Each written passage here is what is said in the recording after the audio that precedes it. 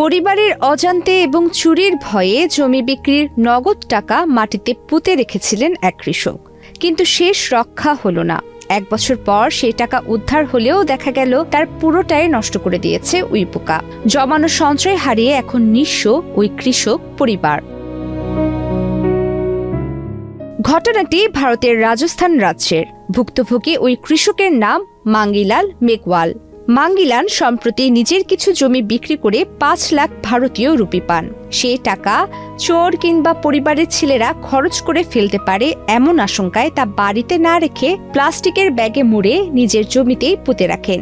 রূপায়ণ lake castle, welcome to the land of piece.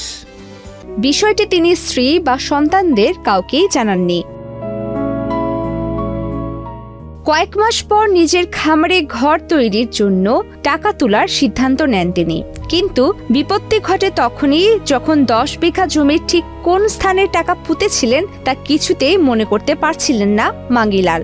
বাধ্য হয়ে পুরো বিষয়টি পরিবারকে জানান। পরিবারের সদস্যরা এসেও তন্ন তন্ন করে খুঁজেও টাকা উদ্ধারে ব্যর্থ হন। ঘটনার প্রায় 1 বছর পর বর্ষার পানিতে মাটির ভেতর থেকে সেই টাকা ভর্তি ব্যাগটি ভেসে ওঠে। কিন্তু ব্যাগ খুলে পরিবারের সবার মাথায় হাত। পানির সংস্পর্শে আসা এবং দীর্ঘদিন মাটির নিচে থাকায় ব্যাগটিতে উইপোকা আক্রমণ করেছিল। 500 রুপির প্রায় সব নোটই টুকরো টুকরো হয়ে নষ্ট হয়ে গেছে। উইপোকার কাটাছেঁড়া নোটগুলো বদলে পাওয়ার আশায় মাঙ্গিলালের পরিবার স্থানীয় ব্যাংকে যান, কিন্তু ব্যাংকের কর্মকর্তারা নোটগুলোর অবস্থা দেখে তা বদলে দিতে অস্বীকৃতি জানান।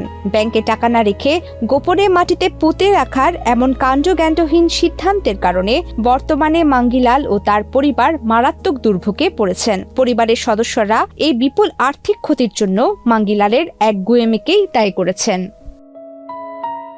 প্রমিতি কিবরিয়া ইসলাম, বাংলাদেশ প্রতিদিন।